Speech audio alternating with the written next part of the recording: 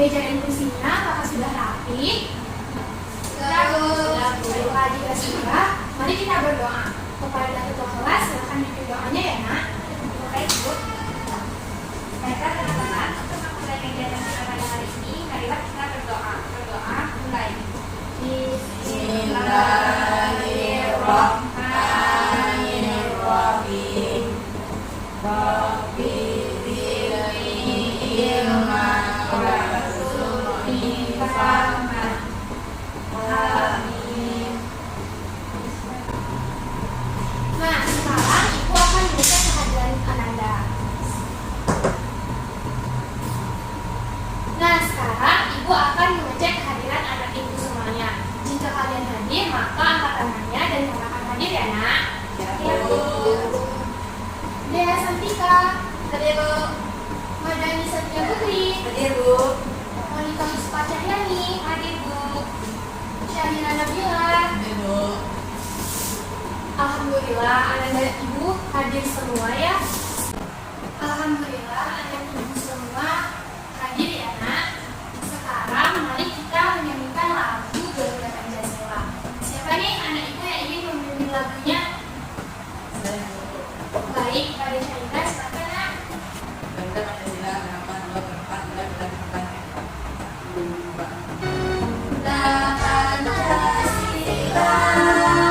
Akulah pendukungmu, patriot proklamasi, sedia berkorban untukmu, Pancasila Nusantara, rakyat adil makmur sentosa, pribadi bangsaku, ayo maju, maju, ayo maju, maju. Ayo maju, maju. Baiklah, Syahira, silakan duduk. Berikan aplaus dulu untuk Syahira. Baiklah, anak ibu, apakah sudah semangat untuk belajarnya? Sudah, Bu. Agar anak ibu lebih semangat lagi, mari kita tepuk PPK. Baik, Bu. Tepuk PPK. Religius, nasionalis, mandiri, gotong royong, integritas, PPK hebat, PPK hebat. Nah, selanjutnya mari kita salam PPK. Salam PPK. Salam cerdas, berkarakter, menyenangkan, luar biasa, hebat, hebat. Berikan aplaus dulu untuk kita semua.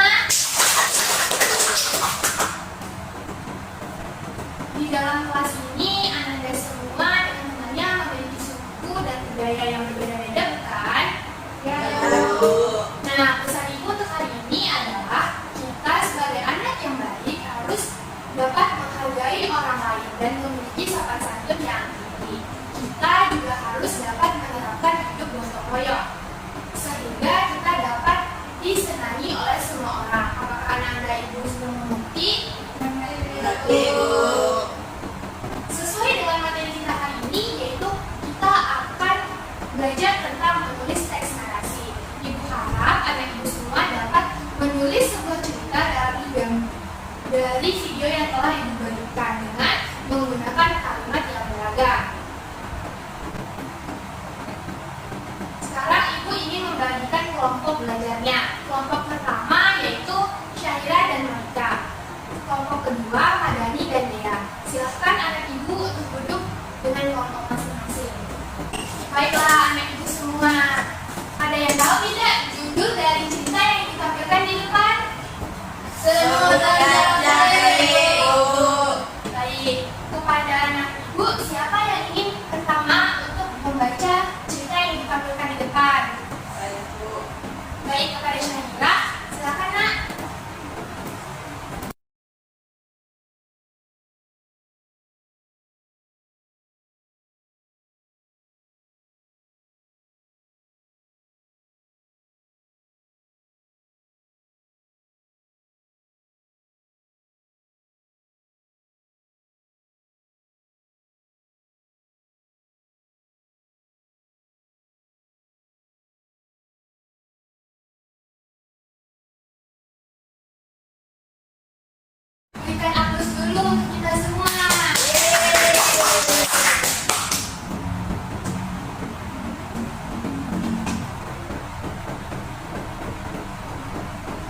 Dari cerita yang telah anak ibu semua baca, kita dapat melihat struktur dari teks narasi itu.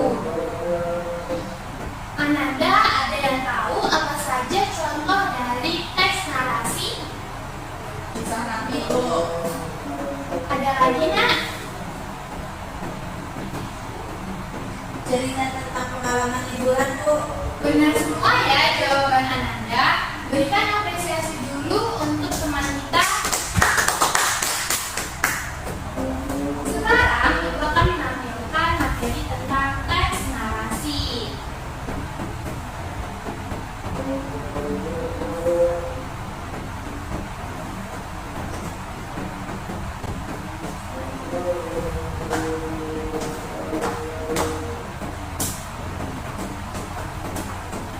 Baiklah, sekarang ibu akan menampilkan tentang materi teks narasi.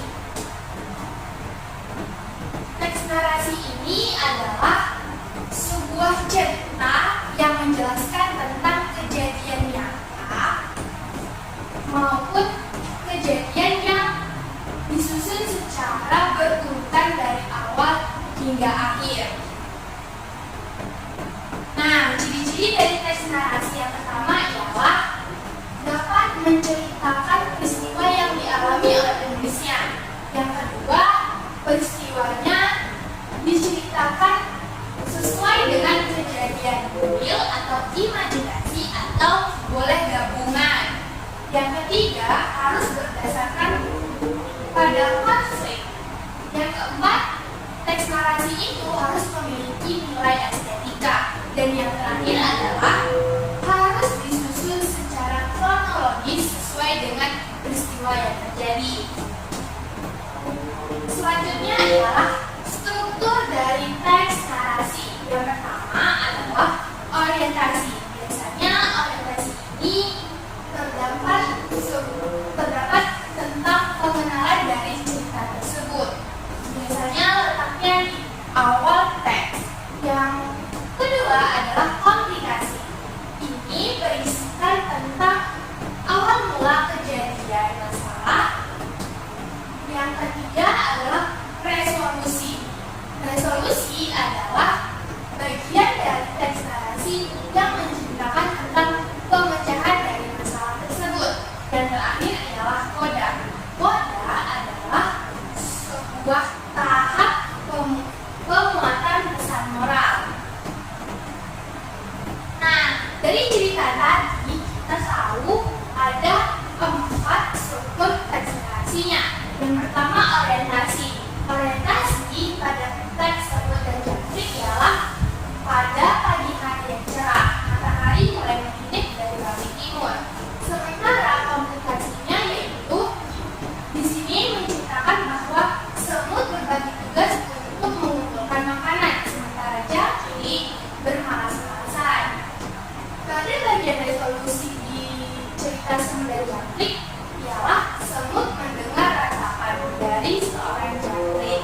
Dengan segera semut membawakan minuman. Ini adalah solusi dari masalah yang ada di komplikasi. Sedangkan koda atau isi cerita dari semut dan jangkrik ini ialah jangkrik berjanji untuk bekerja dengan rajin dan tidak akan bermalas-malasan.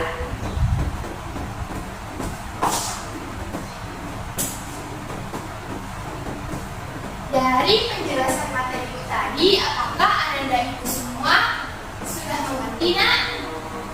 Sudah, Bu.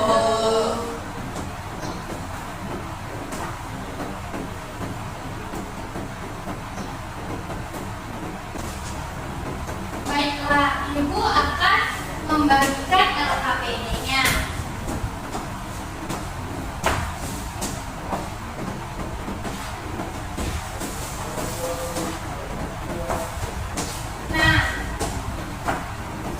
Nah, anak ibu silakan tonton videonya ya. Lalu kalian dapat menganalisa isi teksnya dan ditulis di LKPD-nya ya. Baik, Bu.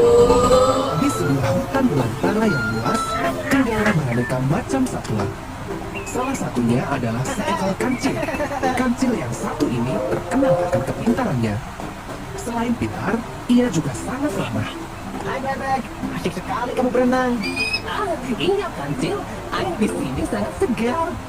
Semua hewan di hutan itu merasa senang dengan Kancil. Selamat pagi Kancil. Selamat pagi berang-berang. Yang jalan-jalan Kancil.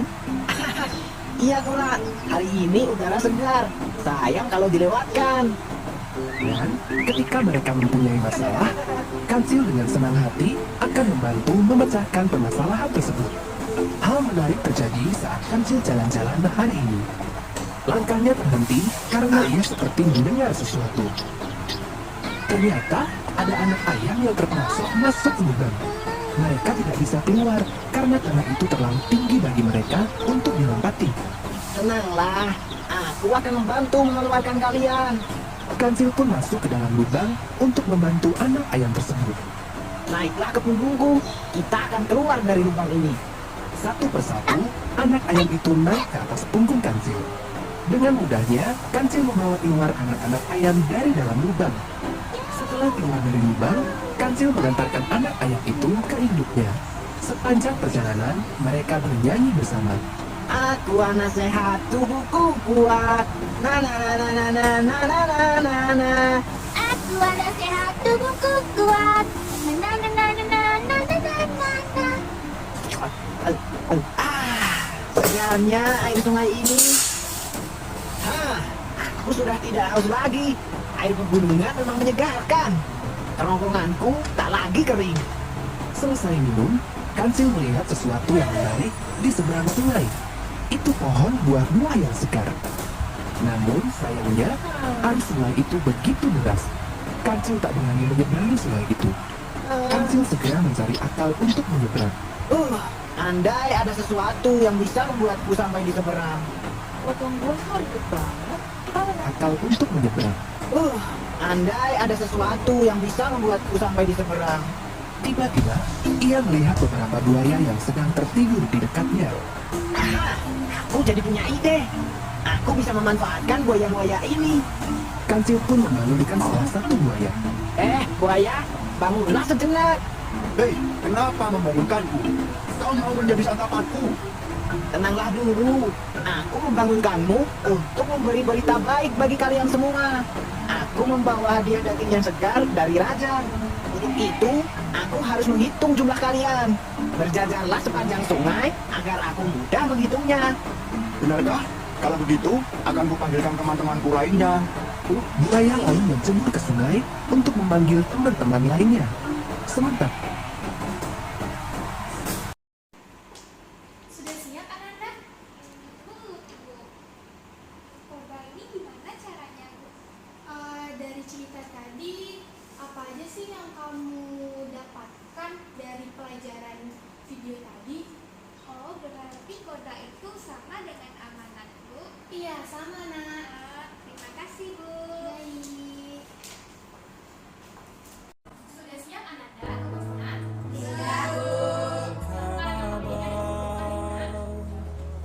Tanah nanen cinta usah kebun Bagaimana anak ibu semua? Apakah menyenangkan hari ini belajarnya?